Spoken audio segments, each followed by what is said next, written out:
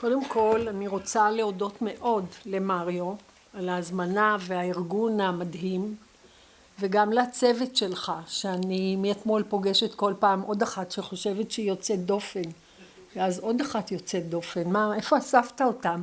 בדקת attachment, אני חושבת, לא? בתור סינון, משהו? אז תודה רבה רבה גם לצוות. ואני רוצה להודות לקולגה שלי של הרבה שנים בשם מיכל שלב, שהיינו יחד איזה 20 שנה בתחנה בחיפה, קראו לה של מרים בן אהרון, שם נולדה הטיפול הדיאדי, אבל שנים של שיחות איתה על הסובייקטיביות של ההורים. והשנים האלה הובילו אותי לאיזה קורס של 10 שנים לשנה ב' התפתחותית ביפו, שהייתי מתחילה אותו ואומרת, תדעו, ילדים לא מעניינים אותי. אנחנו נדבר בקורס הזה על הסובייקטיביות של ההורה. ולאט לאט הבנתי שיש עוד יותר מיקוד, ואני רוצה לדבר היום על הסובייקטיביות של האבות. עכשיו, עברתי על המון מאמרים, אתם לא תראו שום דבר מזה פה, אבל בערך כל מאמר על אבות מתחיל מזה ההורה השני, שהוא נעלם וגם לא חוקרים אותו והוא גם לא כל כך קיים. קיבלתי רשות עכשיו, פניתי לדוד אופנהיים, כי נינה אמרה שהוא בניו זילנד, אמרתי לו, וואי, 11 בלילה, אני צריכה רשות לדבר עליך. הוא אמר, אנחנו באוסטרליה, יש לך את כל הרשות. אז דרישת שלום מאוסטרליה, נינה. ולמה אני מזכירה אותו? כי לפני 40 שנה, מייקל לם, תגידו, הוא עוד חי? סליחה על השאלה. מה? כן, תשובה כן. מייקל לם היה מחלוצי החוקרים של אבות, ויש ספר אב קרס שהוא כתב, ובאותה תקופה לאבי סגי מחיפה, היו נתונים על ילדי קיבוץ מלינה משותפת. אוי, ומריו, אמרתי שאני אדבר באנגלית. לא, I'm switching to English, I'm sorry. No, I'm sorry. Avi Sagi had a large data of children from sleeping arrangements which was unique in the kibbutz. And David Oppenheim was entering his thesis when they were 5. And the idea was to see, because Avi checked attachment with mother, father, metapelet, to see which one would predict the social behavior at age 5. So he traveled all over the country, he collected and then I was then very deep into psychodynamic psychotherapy, actually to this day, but a little more flexible. So he came to me, I was the second supervisor. Avi was the leading first. He comes to me to the 9th floor and he says, look what I found, terrible results. So we sit and he shows me that the only predictors of social behavior at age 5 were the metapelet and father. Now, as psychoanalysts, I mean psychodynamic, of course, the hypothesis was that the mother drives all the attachments. The term that there could be a network of attachment was to be born some years later. So I was very proud because I told him, I think the metapelet and the father are at the edge between the inside and the outside. And therefore they are better preparation. Now I looked in article that Michael Lem with Avi and David wrote from that time, and I see that they totally dropped the father. They only report about the metapelet, and the explanation is very good and ecological because they write that she's in the same context. She was checked as a metapelet, and now the social behavior. So I think this is a very smart, up-to-date explanation. So this is about fathers 40 years ago in research, which also then were very new and continue to be new. So now I'll go back to my slides. And which one I press here? This one. אוקיי, בסדר. אופס. מה? אני יכולה גם מזה? אז יאללה מזה. ננסה. I also talked to Ruth. I said, wow, you're going to talk about neuro changes. You're going to cover all the fathers. I don't come to Jerusalem. So she laughed and she said, I'm not talking about fathers, don't worry. So I took from her talk the finding that the oxytocin of the fathers and mothers are the same. So I think this is a very important basis for the talk about fathers, because the aspiration always that maybe they will reach the level of mothers, which I'm not sure that this is what we hope for. So there are recently cultural shifts, and there is a total revolution in terms of the stand of fathers vis-a-vis their babies and children. This is led mostly by middle-class educated fathers, and I like to stress the context because of Yuri Bronfenbrenner.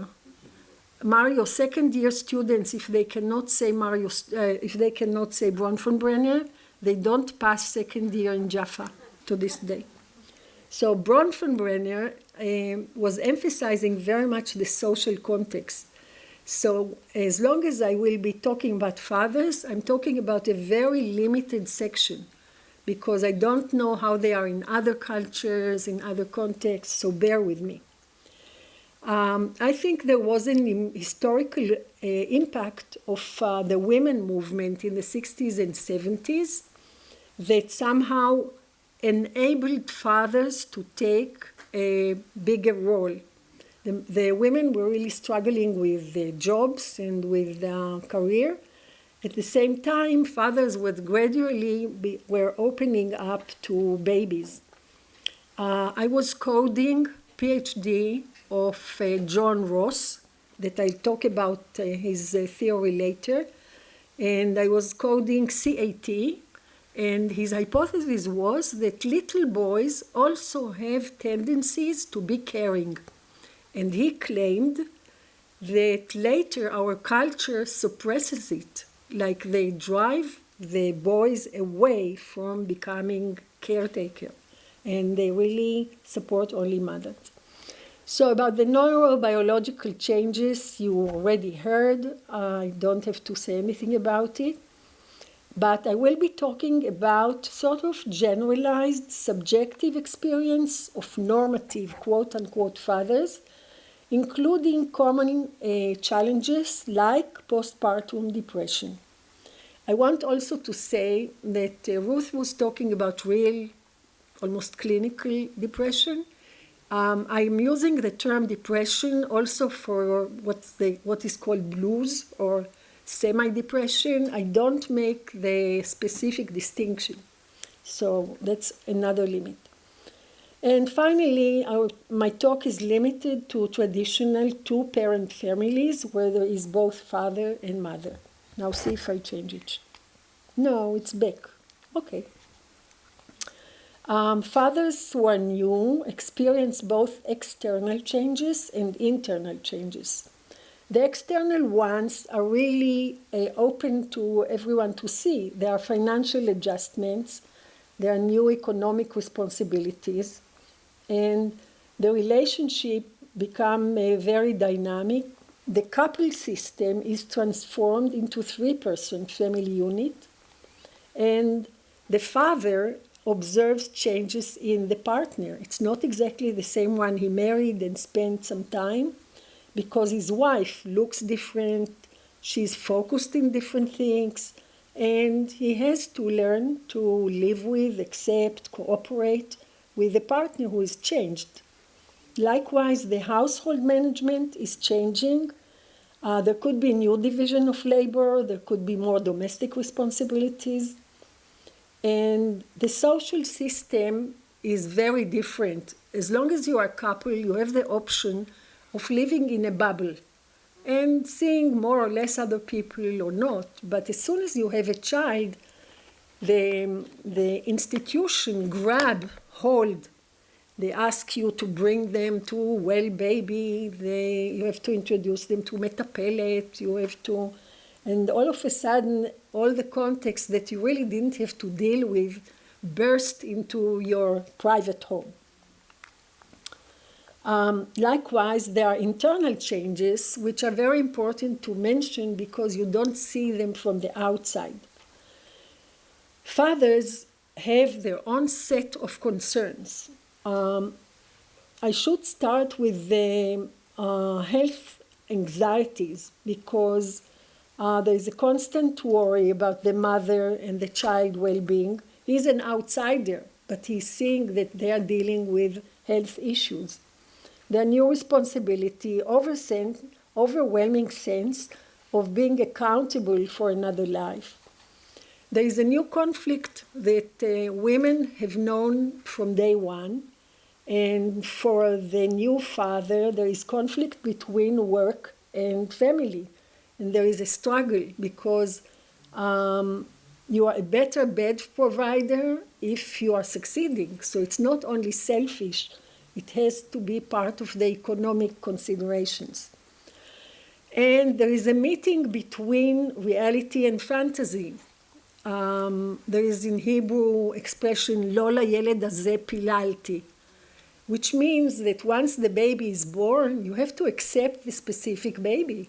It could be longer, it could be shorter, it could be, it's much more common that they would stay in the hospital for extra 2 or 3 days. And you have to be accepting of whatever you got in this quote-unquote lottery. And these decisions and choices have background both conscious and unconscious about how he's going to be a parent. He has childhood memories, he has past experiences, and he has on his side, as psychologists, you know both terms, he has angels on his side and he has ghosts against him. And the ghosts and angels are very often from the previous generation. Again, if you paid attention to one of the comments of Ruth, one of her missions is to stop transmitting from one generation to another. This is the direction? Yes. So there are some positive experiences. There are bonding moments where the baby and the father are showing that they are calm and happy. There are meaningful interactions, joyful moments that include laughter, eye contact, connection. There are caregiving satisfactions that the father participates in one way or another. And the sense of capability, and I would add of achievement. I think there is a sense of we created a new creature and it's our creation. I'll just mention briefly that Yotam was my student doing his thesis, and he started when his wife was pregnant, very happy to learn about new fathers, and he treated her very well. I had reports. But he finished his thesis when his daughter Gali was 3. So I'm not such a bad mentor, let me tell you. But to be father takes time, especially if you want to be the best father in the world. What he did, he had 90 fathers who became parents. He said in the last 3 years, guessed why. And what he found that fathers who had anxious attachment dimension, he was using the ECR, the short ECR, they had also high stress and low satisfaction. The avoidant attachment dimension yielded low satisfaction. Now, those who had combination of high avoidance, low involvement, had the highest stress level. Then there is the newer study about bonding. It's a review of 19 studies on parental and postnatal bonding. It lasted until they were 24 months of age. And I'm focusing only on the small father finding. The finding is that when you check the father-fetus bonding, it correlated between both of them, for mother and father. However, for the mother, only her own bonding was continuous and correlated.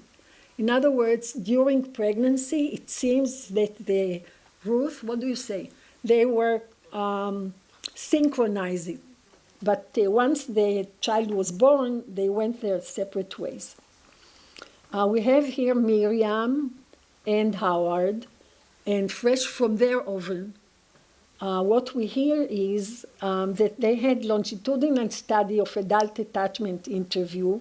Do you remember in the 90s our classic study that a couple from London administered AI, and then they showed connection between this and the behavior of the child? Was it his own attachment? Yeah. So this was really a classic, and I think it stays this way. Now they had a good chance of hard labor to follow the children as adolescents. And what they demonstrate is that these adolescents with dismissing mothers showed more externalizing behaviors. Now, if they had at least one secure parent, then the result was protective. Now, they looked at the small sample of those who had just one secure, or they call it autonomous, right, from the AI. And guess what? Who was that one parent that was protective? Most of them were fathers. I mean, this is a big surprise that I'm sure needs to be replicated, because it is really gives father more and more space rather than being the second one. I have quotes from qualitative. I really like qualitative research. I'm sorry I didn't do enough, but my colleagues do. Example of expressing positive emotion. From the beginning, you make a choice to take care of your child, but at that point, few feelings are involved. However, when holding your child after birth, feelings arise that support that decision. Now, the worry example, at times I feel insecure. For example, when he cries and there is nothing I can do to help, that is hard. I then withdraw from the situation. At their moment, it is difficult to feel a connection. He doesn't know that all mothers feel the same, right? We won't tell them. Okay, now, תודה רבה. See an example? I brought an example of how they work here. תודה רבה. It's a BBC program. There are 3 dads, and I would have let you guess what they are doing, but we don't have too much time. They have mangal, frying some meat, and talking about their fatherhood. Ever since becoming a dad, it was the trigger for something in my mind to just go. I just felt like I was failing as a husband and as a father. It was my wife Sarah who first said to me that she thought it could be postnatal depression.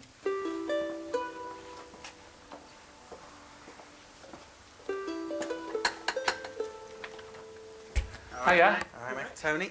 John. Brad, Nice to meet you. Right? you. Thank you. I thought being a dad for the first time was just going to be amazing. It wasn't what I expected at all. It was like I was holding someone else's baby. I didn't feel affection. I didn't feel any love. There was just a numbness. Everyone had told me what I was supposed to experience. I was supposed to feel absolute love and adoration. I didn't feel those emotions. I didn't feel that connection to my son. And I started to instantly feel like a failure. The idea that a dad could get postnatal depression was kind of alien to me. I'd always been of the view that postnatal depression was something that was caused by hormones. Women go through significant hormonal changes related to having a baby. However, if we think of having a baby as a life event, I think that's probably the most helpful way of looking at it. Now, life events, we know, can cause depression, and having a baby is probably one of the most stressful life events that anyone can have. So fathers can definitely experience the same sort of psychological and social factors that lead to postnatal depression in the same way that women can.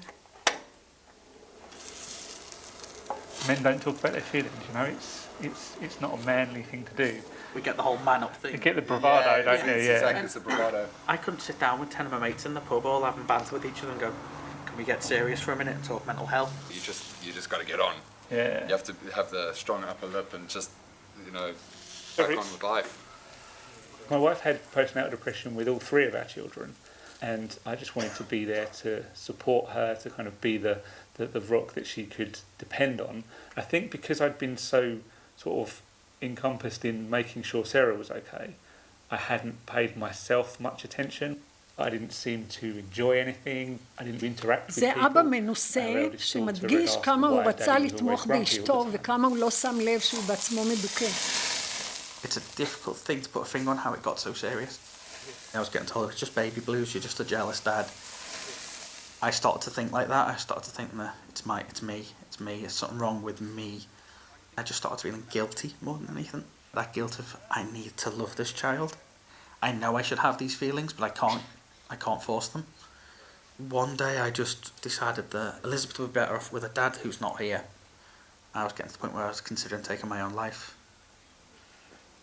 Feeling straight away like a failure, it made me feel like I couldn't do this. I wasn't ready. I would look at myself in the mirror, and the person I would see looking back at me wasn't me. It was someone different. It was kind of like a dulled, grayed out version of myself. I had so much self-doubt about myself and my abilities as a parent. I felt like I was going to fail this little person. I already knew how I was going to do it. There was a set of train tracks close to where I lived. Well, I was just going to walk until a train hit me. I was unlucky at the time, I would say, but now I'd say I was lucky. There was an off-duty police officer. He was walking alongside me for a little bit. Eventually got me to stop. He persuaded me to get back onto בעצם the עמד platform. להתאבד על He יד didn't make פסי me feel like רכבת I'd והציל caused a אותו problem. שוטר. He just made me feel like I needed help. And I remember that day I tried to take my life. I'd seen the doctor. I got home and Elizabeth did something that she'd never done to me before, and she just reached out and sort of wanted me. And sorry. She grabbed me, put her arms around me, and I knew I had to get better for her if no one else. The challenge has always been that men don't come forward with their mental health difficulties in quite the same way that women do. The mental health of both parents is extremely important for the well-being of the developing baby. So it is really important that men don't suffer in silence. It's definitely a very important thing for men to be better, in my view, at talking about how they feel. A dad can easily be going through something, and that dad should never feel that he can't talk to anyone about it. I'll happily take that label of a man who suffers with postnatal depression, because it's about raising awareness now. If people can see that I can get it, then maybe more men come forward. But yeah, I mean, I don't know what you guys are like, but I'm obsessed with cuddle time. Oh yeah. It just amazes me how much I love the kids, and I couldn't imagine life without them now. Oh no. I don't understand how I could have been not getting that sense of amazement and enjoyment that you get now. It seems strange, but obviously it's not rational. You're not in control of it. It's something that's kind of got hold of you. I went to my GP. He gave me some medication. I then went on to have cognitive behavioural therapy. It allows me to, most of the time, be somewhere near back to how I used to be. Sometimes it does creep up a little bit tougher than other times, but nowadays, thanks to talking about it and seeing a GP, I've been able to now at least keep it at bay. I wouldn't change it for the world.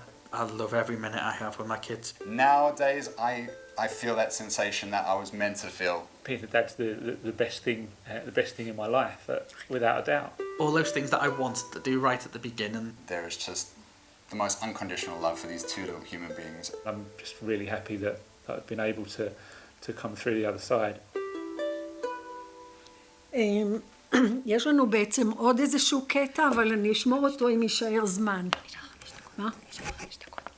I've been מה, trying to באמת? configure this field for an... לא, לא יכול להיות. What? No, you're not going home. She says I have only 5 minutes. No, that's not the deal. לא יכול להיות. So I read you. בסדר? את רוצה לחזור למצגת? כן, כן, לסרטון? כן, לאפשר איתי. זה פה. כן, כן. Okay, okay. Wow, okay, now I talk quickly like you did. So we have perspective of psychoanalytic, and the psychoanalytic perspective emphasizes the Oedipus complex. For those who don't remember it, there is a little kid, and there is an oracle that tells the queen father, that kid is going to kill you and marry your wife. So what does the king does? He gets rid of the little child, he throws him in somewhere hoping he would die, but he doesn't. He's adopted by another king.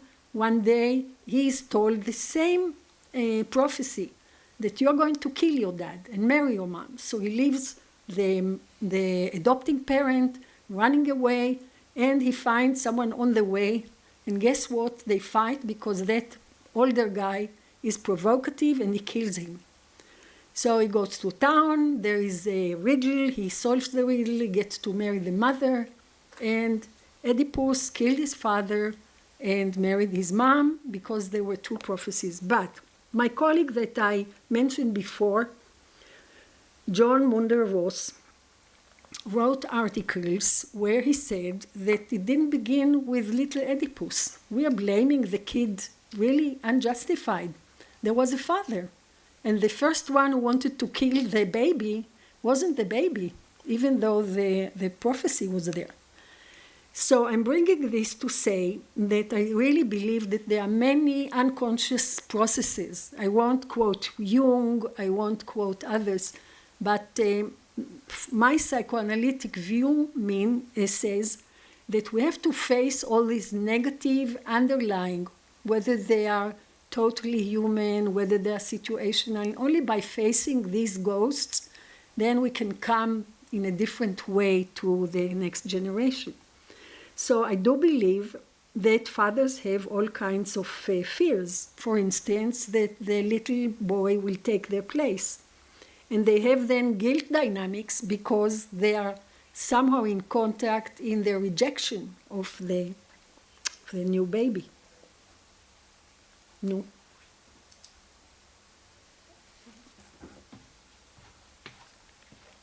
אני מפחד שזה ייסגר כי זה מגע. אוקיי. So guilt in parenting generally I believe is there, and I think the Kleinian theory gives us very good basis because we do have contact with all kinds of wishes and other aggressive and other unstructured feelings and thoughts, but when we reach the point of having ambivalent and depressive position, then we also want to repair and we want to do good. And so in this respect, we have some license to say that yes, we do harbor all kinds of negative feelings. This can feed into depression if they are not either acknowledged or dealt with, and the clinical evidence is in that direction.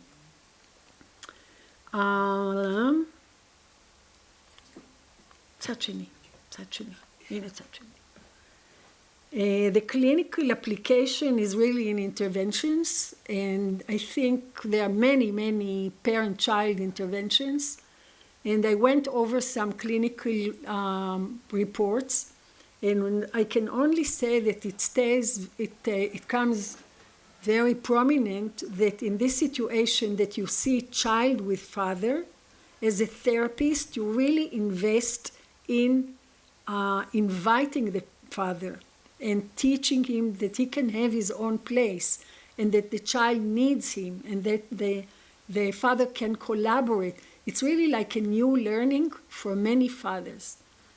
And then there is the meeting with the mother, and it seems that both parents have to move so that the place of the father will be more recognized, and the father does bring very different kind of interactions.